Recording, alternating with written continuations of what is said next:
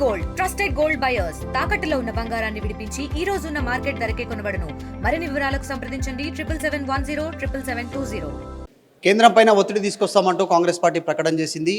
4, 5, 6 పెద్ద ఎత్తున ఢిల్లీలోనే అందరూ నాయకులందరూ అక్కడికి చేరుకోవాలి, ఒత్తిడి తేవాలి. 6 తారీఖున జంతర్ మంతర్ ధర్నా, 7 తారీఖు రాష్ట్రపతిని కలుస్తామంటున్నారు. బీసీ బిల్లుకు సంబంధించిన అంశంపైన ఇప్పటికే రాష్ట్ర ప్రభుత్వం బిల్లు ఆమోదించి కేంద్రానికి పంపింది, ఆల్రెడీ ఆర్డినెన్స్ తీసుకొచ్చింది. ఇప్పుడు మళ్ళీ ప్రెజర్ అంటుంది. అసలు ఏం జరుగుతూ ఉంది, దీనికి సంబంధించి బీఆర్ఎస్ వైఖరి ఏంటి ఈ అంశాలపై? బిల్లులు పాస్ చేయించుకోవాల్సినటువంటి ఒక బాధ్యత ప్రభుత్వం పైన ఉంది.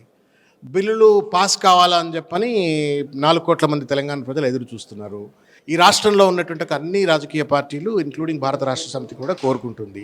అందుకే వాళ్ళు ఎప్పుడైతే బిల్స్ ప్రవేశపెట్టినప్పుడు యూనిలేటరల్గా అన్కండిషనల్గా అన్ని రాజకీయ పార్టీలు అసెంబ్లీలో మాట్లాడి ఇది మనం సాధించుకురావాలా, బీసీలు తరతరాలుగా అణగదొక్కబడ్డారు కాబట్టి వాళ్లకు చట్టబద్ధత కల్పిస్తూ రిజర్వేషన్లు ఇవ్వాలని చెప్పని సపోర్ట్ చేసినారు.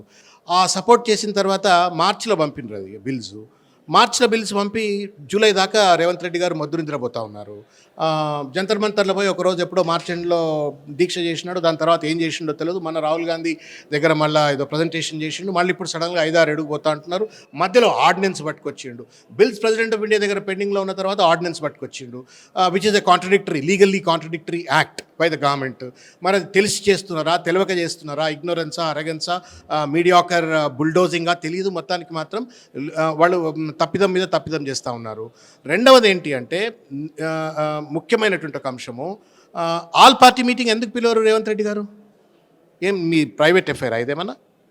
నువ్వు ఇవ్వాలి, నేను 5, 6, 7 పోతున్నా, ఎవరైతే అందరు నా దగ్గర ఢిల్లీకి is that the way that you conduct ఒక ప్రజలకు సంబంధించిన ఇంత కీలకమైనటువంటి తరతరాలుగా 70 సంవత్సరాలు 80 సంవత్సరాల నుండి బీసీలు ఎదురు చూస్తున్నటువంటి ఒక గొప్ప తరుణాన్ని నువ్వు అడ్రస్ చేసేటప్పుడు నీ సొంత పార్టీ ఎఫ్ఐఆర్ లెక్క, నీ ప్రైవేట్ ఎఫ్ఐఆర్ లెక్క రాహుల్ గాంధీకి ప్రజెంటేషన్, తర్వాత నేను 5, 6, 7 అక్కడ పోతున్నా, ఎవరు వస్తారో వాళ్ళు రండి అని చెప్పానంటే అది పద్ధతి అండి? అది ఈజ్ దిస్ ద వే ఎవరన్నా డెమోక్రసీలో చేసే పద్ధతేనా? ఆల్ పార్టీ మీటింగ్ ఇక్కడికి పిలవండి, అందరితో మాట్లాడండి, అవసరమైతే అసెంబ్లీని కన్వీన్ చేయండి. హైకోర్టు తీర్పు వచ్చింది, సెప్టెంబర్లోపు ఎలక్షన్స్ కావాలని చెప్పని. బిల్స్ అయిన తర్వాత నువ్వు ఆర్డినెన్స్ పంపినావు, which is unconstitutional and illegal. ఈ నేపథ్యంలో మరి బిల్స్ పాస్ కావట్లేవు, మరి ఆర్డినెన్స్ అడ్డంకి ఉన్నది. ఇవన్నిటి నుండి ఎట్లా బయటపడదాం, మనం ఏం చేద్దాం అని చెప్పని మాట్లాడుకోవాలంటే అసెంబ్లీనే కన్వీన్ చేయాలి కదా, ఆల్ పార్టీ లీడర్స్ అన్న పిలవాలి కదా. గతంలో కిరణ్ కుమార్ రెడ్డి, రోషయ్య, రాజశేఖర్ రెడ్డి, ఇంత పెద్ద పెద్ద ముఖ్యమంత్రులు కాంగ్రెస్ పార్టీలో ఉన్నవాళ్ళు చాలా సందర్భాల్లో ఆల్ పార్టీ మీటింగ్ను పిలిచి కీలకమైనటువంటి ఒక కాంప్లెక్స్ ఇష్యూస్ను చర్చ చేసిండ్రు. ఈయన ఎందుకు చేయడు అంటే ఏంటి? పార్టీకి పేరు మేమేమో చేస్తున్నాము అన్నటువంటి ఒక భ్రాంతి సృష్టించాలా, భావన సృష్టించాలా, ప్రజలను మభ్యపెట్టాలనే ప్రయత్నం చేస్తున్నట్టుగా కనబడతా ఉంది. 9th షెడ్యూల్లో పెట్టడం వీలు కాదనేటువంటిది రామచంద్రరావు బీజేపీ ప్రెసిడెంట్ ఒకటి స్టేట్మెంట్, తర్వాత ఆర్డినెన్స్ తీసుకొచ్చి ఇప్పుడు గవర్నర్ దగ్గర ఉంది. సో కేంద్రం యాక్సెప్ట్ చేయట్లేదు, ప్రెజర్ చేస్తామంటున్నారు. నిజంగానే మీరు అంటారు ఆల్రెడీ కేంద్రం పైన ఒత్తిడి చేసినటువంటి సందర్భాలు చట్టం చేసి పంపించిన తర్వాత మళ్ళీ ఆర్డినెన్స్ తీసుకొచ్చినటువంటి ఇన్సిడెంట్ అంటే ఏంటి? అవగాహన లేక అంటున్నారా మీరు? నిజంగా మన చిత్తశుద్ధి లేదా ఇక్కడ లోపించింది? పంపిన తర్వాత ఆర్డినెన్స్ చేయటం అనేటువంటిది అవగాహన రాహిత్యం, మూర్ఖత్వం, లీగల్ ఇల్లిటరసీ అంటాం.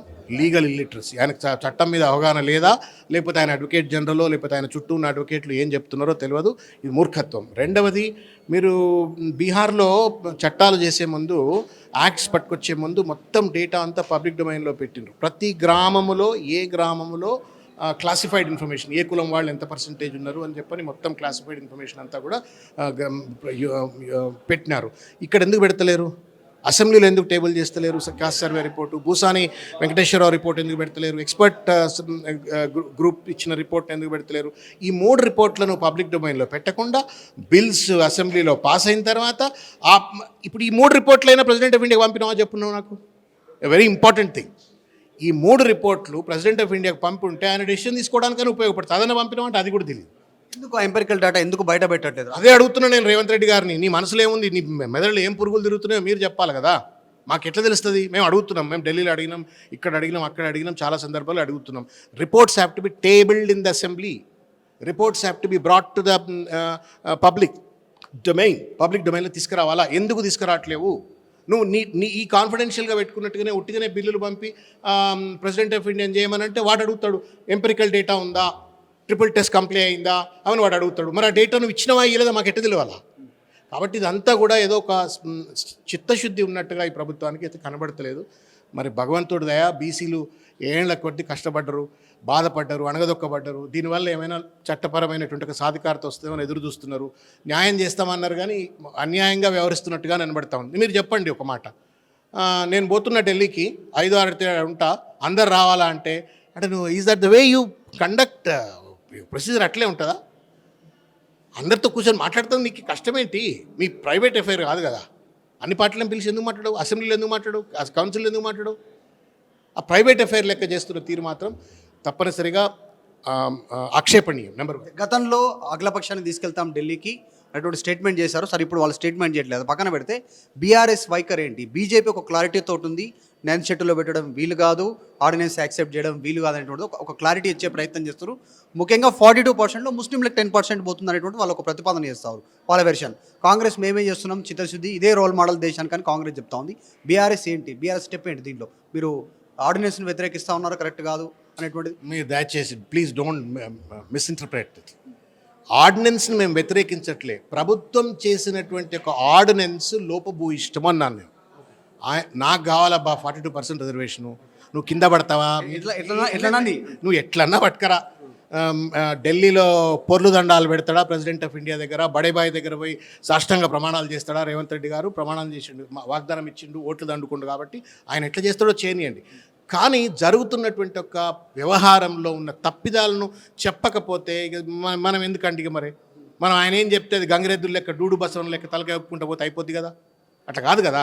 బిల్స్ పెడితివి, 4 నెలలు వండుకుంటువి, మధ్యలో ఆర్డినెన్స్ అంటివి, ఢిల్లీ పోయి రాహుల్ గాంధీ ప్రజెంటేషన్ ఇస్తాయి, మళ్ళీ ఇప్పుడు సడన్గా 5-6 అంటున్నావు.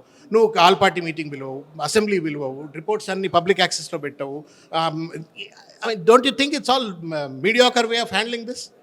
బీఆర్ఎస్ స్టెప్ ఏంటి? నెక్స్ట్ ఏం చేయబోతాం? మేము తప్పనిసరిగా ప్రభుత్వం చేసేటువంటి ఒక ప్రతి ప్రయత్నం లెజిటమేట్గా బీసీలకు రావాల్సిన హక్కుల గురించి, ఆ 42% రిజర్వేషన్ గురించి బీఆర్ఎస్ సపోర్ట్ చేస్తుంది.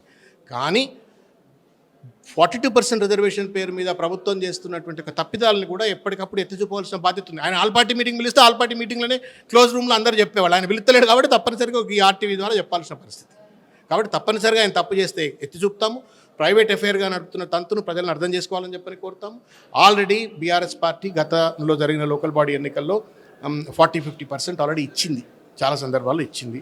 మా దగ్గర డేటా ఉంది. మేము భవిష్యత్తులో కూడా కమిటెడ్ ఉన్నాం. మేము దాంట్లో ఏం బాధ లేదు. కానీ చట్టపరంగా రావాల్సినటువంటి ఒక వాగ్దానం ఏదైతే రిజర్వేషన్ ఉందో అది వాగ్దానం చేసినారు, దాన్ని అమలు చేయండి. ఆ అమలుకు మేము సహాయం చేస్తామని చెప్పి అంటున్నాం. కానీ మీరేమో మా ఒంటెత్తి పోకడ లెక్క, మా ప్రైవేట్ అఫైర్ లెక్క చేయొద్దు అని చెప్పని కూడా కోరుకుంటాం. చివరిగా దాసోస్ శ్రవణ్ గారు, సెప్టెంబర్ 30 వరకు ఎన్నికలు నిర్వహించాలని హైకోర్టు తీర్పు.